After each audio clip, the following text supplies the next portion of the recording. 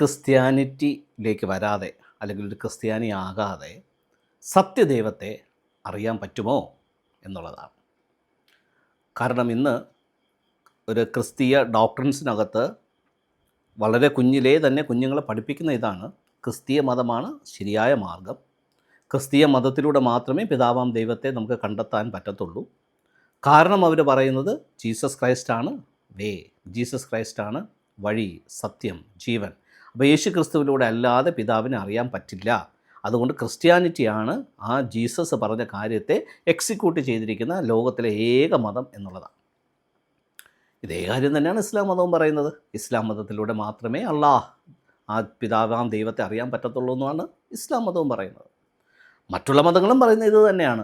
ആ മതത്തിലൂടെ മാത്രമേ പരമസത്യത്തെ അറിയാൻ പറ്റത്തുള്ളൂ, ദൈവവുമായിട്ടുള്ള കമ്മ്യൂണിക്കേഷൻ, ആ ബന്ധത്തിലേക്ക് വരാൻ പറ്റത്തുള്ളൂ എന്ന് ഓരോ മതവും അവകാശപ്പെടുന്നു. അപ്പോൾ ക്രിസ്ത്യാനിറ്റി മാത്രമല്ല അവകാശപ്പെടുന്നത്, എല്ലാ മതങ്ങളും ഇത് തന്നെ അവകാശപ്പെടുന്നു.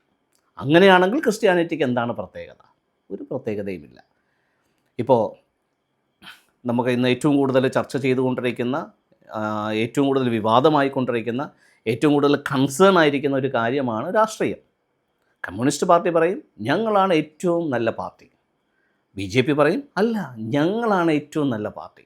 അപ്പോൾ കോൺഗ്രസ് പാർട്ടിക്കാർ പറയും അല്ല, ഞങ്ങളാണ് ഏറ്റവും വലിയ പാർട്ടി, കാരണം ഞങ്ങൾക്കാണ് ഇന്ത്യയുടെ സ്വാതന്ത്ര്യം കിട്ടിയ നാൾ മുതൽ ഒരു പൈതൃകം അവകാശപ്പെടാൻ പറ്റുന്ന, അത്രയും ദീർഘകാലം ജനങ്ങളെ ഭരിച്ച ഒരു ഹിസ്റ്ററി ഉള്ളൊരു പാർട്ടി ഞങ്ങളാണ് എന്നൊക്കെ പറയും.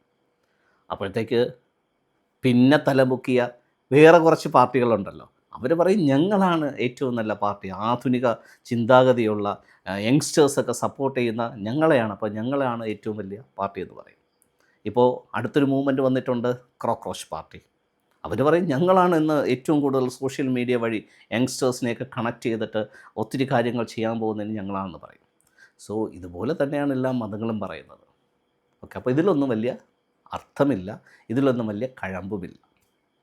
അപ്പോൾ പിതാവാം ദൈവത്തെ അറിയണമെന്നുണ്ടെങ്കിൽ, ശരിക്കുമുള്ളൊരു ദൈവികമായിട്ടുള്ളൊരു ആസ്വാദനവും ആനന്ദവും അനുഭവവും ഉണ്ടാകണമെന്നുണ്ടെങ്കിൽ, ഒരുവൻ അവനിലിരിക്കുന്ന ആത്മാവിനെ കണ്ടെത്തുകയും അവനിലിരിക്കുന്ന ആത്മാവിലൂടെ പിതാവാം ദൈവത്തെ ആസ്വദിക്കുകയും വേണം.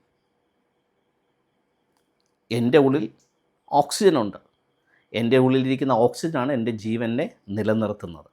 അപ്പോൾ ഓക്സിജൻ എന്ത് ചെയ്യുന്നു, ഓക്സിജൻ്റെ ഗുണങ്ങൾ എന്താ എന്നറിയണമെന്നുണ്ടെങ്കിൽ ഞാൻ എൻ്റെ ജീവിതത്തെ നോക്കിയാൽ പോരെ, ഓക്സിജൻ എനിക്കെന്ത് ചെയ്യുന്നു എന്ന് നോക്കിയാൽ പോരെ. സോ അപ്പോൾ ഓക്സിജൻ്റെ ഗുണങ്ങൾ എനിക്കറിയാമല്ലോ എന്ന് പറഞ്ഞതുപോലെ എൻ്റെ ഉള്ളിലിരിക്കുന്ന ജീവാത്മാവിലൂടെ മാത്രമേ പരമപിതാവിനെ എനിക്ക് അറിയാൻ, അനുഭവിക്കുവാൻ, ആസ്വദിക്കാൻ പറ്റത്തുള്ളൂ. അതിന് ഒരു മതത്തിൻ്റെയും ഒത്താശ വേണ്ട, ഒരു മതത്തിൻ്റെയും സപ്പോർട്ട് വേണ്ട, ഒരു മതത്തിൻ്റെയും ഡോക്ട്രിൻസ് വേണ്ട. അത് ക്രിസ്ത്യൻ ആയിക്കോട്ടെ, ഹിന്ദു ആയിക്കോട്ടെ, ഇസ്ലാം ആയിക്കോട്ടെ, ബുദ്ധം ആയിക്കോട്ടെ, ഏത് മതവും ആയിക്കോട്ടെ, ഒരു മതത്തിൻ്റെയും കോൺട്രിബ്യൂഷൻ ഇല്ലാതെ ഒരു വ്യക്തിക്ക് അവനിലിരിക്കുന്ന അവൻ്റെ സ്പിരിറ്റിലൂടെ, ആത്മാവിലൂടെ പിതാവാം ദൈവത്തെ, ശരിക്കുമുള്ള ഈശ്വരനെ കണ്ടെത്താനും അനുഭവിക്കുവാനും ആസ്വദിക്കുവാനും ആ ഈശ്വരനുമായിട്ട് കമ്മ്യൂണിക്കേറ്റ് ചെയ്യാനും പറ്റും.